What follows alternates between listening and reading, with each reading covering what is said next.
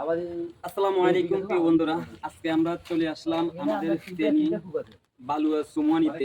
এখানে একটা গ্যাসের খনি আছে। সেই গ্যাসের খনিটা 2014 সাল থেকে বন্ধ। বর্তমানে এখন বাংলাদেশে যেভাবে গ্যাসের সংকট চলতেছে, মানুষ লজ্জার বিষয় হলো মানুষ বর্তমানে এখন যারা বাসা বাড়িতে থাকে তারা প্লাস্টিক দিয়ে ভাত রান্না করে খাচ্ছে। এটা লজ্জার বিষয়, এটা আমি তুলে ধরলাম। তো আমরা আসলে এই গ্যাসের খনিতে ঢুকতে চাইছিলাম। এখানে যারা পাহারাদার থাকে বা যারা এখানে পাহারা দেয়, আসলে তারা আমাদেরকে ঢুকতে দিচ্ছে না। তো আমি বর্তমান সরকারের কাছে একটা কথাই বলতে চাই, আমি মনে করি ফেনী জেলা হইতে চট্টগ্রাম পর্যন্ত এই গ্যাসের খনিটা যদি চালু হয়, তাহলে ফেনী থেকে চট্টগ্রাম পর্যন্ত আমি মনে করি গ্যাসের যে সংকটটা ছিল বা আছে, এটা দূর হয়ে যাবে।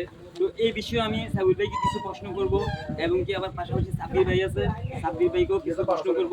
তো ভাইয়া, এই গ্যাসের খনিটা যদি আমাদের চালু হয়, তাহলে কি আমাদের উপকার হবে না? সবাইকে আসসালামু আলাইকুম। এই মুহূর্তে গ্যাসের সংকট চলতেছে, আমরা সবাই জানি। এখন এটা 2014 সালে কিন্তু বন্ধ হয়ে গেছে। এখানে যে গ্যাস বিলটা আছে এটা সচল ছিল। এই গ্যাস বিল থেকে গ্যাস উত্তোলন করে সারা বাংলাদেশে একসময় সাপ্লাই দিত। 2014 সালে এটা অদৃশ্য এক কারণে এই গ্যাস বিলটা বন্ধ হয়ে যায়। এরপর থেকে এটা বন্ধ ঘোষণা করে দিয়েছে। এখন আসলে বর্তমানে যাতে গ্যাসের খুবই সংকট, আমরা আশা করবো যে আসলে এটা যাতে পুনরায় চালু করে। এটা যদি চালু হয় কারো ক্ষতি হবে না, বরঞ্চ বাংলাদেশের জনগণের উপকারে আসবে। গ্যাসের এই ধরনের আর সংকটটা থাকবে না। আশা করতেছি যাতে এটা সরকারের নজরে আসে। এখানে কোটি টাকা খরচ করে একটা গ্যাস বিল অলরেডি ছিল, সমস্ত যন্ত্র অংশ সবগুলোর ভিতরে আছে। গ্যাস খোলার জন্য যা কিছু প্রয়োজন সবকিছু এখন আমরা ভিতরে দেখলাম, সবকিছুই রয়েছে ভিতরে। কিন্তু তারপরেও যে কেন এটা চালু করতেছে না, সরকারই জানে। এটা আমাদের জানার একদমই বাইরে সরকারের। দেখতে পাচ্ছেন, আশা করতেছি এটা পুনরায় যদি চালু হয় তবে ভালো হবে জনগণের জন্য। ওকে, ঠিক আছে। দেখেন, তো আমি এই বিষয়ে আবার সাবির ভাইকে কিছু কথা বলবো। আমাদের বর্তমান সরকার যদি এই গ্যাসের খনিটা যদি পুনরায় চালু করে, আমাদের ফেনী জেলা হইতে চট্টগ্রাম পর্যন্ত আমাদের যে উপকারটা আসবে, এই বিষয়ে আমি সাবির ভাইকে কিছু কথা বলবো। ভাই, এই বিষয়ে কথা বলেন তো। মূলত হচ্ছে যে আমাদের সরকারের একটা সমস্যা, মনোবিশ্বাসটা চালু হলে এটা প্রথমত যাচাই বাছাই করা। যাচাই বাছাই করলেও পরবর্তী একটা কাম থাকে। দেখেন, আমরা পরের যে এই গ্যাস বিলের পরিবেশ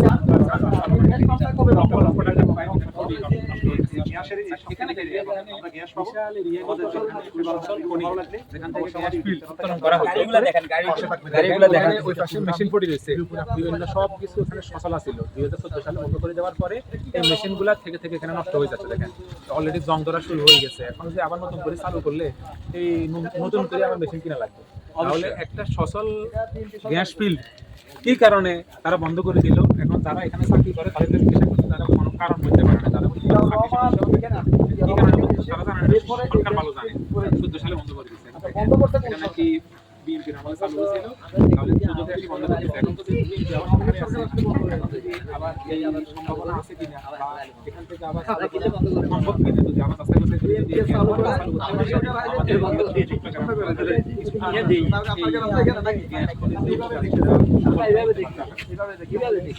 অনেক সুন্দর কথা বলেছে সাব্বির ভাই। আসলে আমরা মূলত এখানে আসছি শুধু আমাদের উপকারের জন্য না। আমরা এখানে আসছি, আমরা যদি এই ভিডিওটা তুলে ধরি, এই গ্যাস পাম্পটা, গ্যাসের খনিটা বাংলাদেশে কিন্তু অহর গ্যাসের খনি আছে। বাংলাদেশে অনেক সম্পদ আছে, যেটা আসলে আমাদের বাংলাদেশের মানুষগুলো প্রকাশ করতে চায় না। আমাদের বাংলাদেশের মানুষগুলো প্রকাশ করতে চায় না। ভিতরে যারা পাহারাদার আছে, আসলে তারা আমাদেরকে ভিতরে ঢুকতে দিচ্ছে না। আমরা আমাদের হয়তো এই ভিডিওটার কারণে হয়তো সরকারের নজরে যদি এই ভিডিওটা যায়, হয়তো এই গ্যাস পাম্পটা চালু হতে পারে। কিন্তু আমাদেরকে যারা পাহারাদার আছে তারা ঢুকতে দিচ্ছে না। হয়তো তারাও তাদের উপরে বড় মানা আছে, এই কারণে তারা ঢুকতে দিচ্ছে না। তবে আমি প্রত্যেকটা জনগণকে একটা কথাই বলতে চাই, আপনারা নিজ নিজ দায়িত্বে এই ভিডিওটি শেয়ার করে দিবেন, যাতে আপনাদের একটা শেয়ারের কারণে, বিশেষ করে যারা বাসা বাড়িতে আছেন তারা বেশি করে এই ভিডিওটি শেয়ার করবেন, যাতে আপনাদের একটা শেয়ারের কারণে এই গ্যাসের খনিটা পুনরায় আবার চালু হয়। পুনরায় চালু হলে আপনাদেরই উপকার হবে, আমাদের বাংলাদেশেরই উপকার হবে। আমি চাই আমাদের বাংলাদেশের প্রত্যেকটা মানুষ ভালো থাকুক, সুখে থাকুক। যারা বাসা বাড়িতে আছে তারা অনেক কষ্ট করতেছে, তারা প্লাস্টিক দিয়ে ভাত রান্না করে খাচ্ছে। তো এই ভিডিওটি আমি দয়া করে সবাইকে একটা কথাই বলবো, নিজ নিজ দায়িত্বে ভিডিওটি শেয়ার করে দিবেন, যাতে আপনাদের শেয়ারের কারণে এই গ্যাসের খনিটি পুনরায় চালু হয়। আপনারা এত পরিমাণ শেয়ার করবেন যাতে এই ভিডিওটি বর্তমান সরকারের নজরে পড়ে। তো আল্লাহ হাফেজ, সবাই ভালো থাকবেন। আসসালামু আলাইকুম।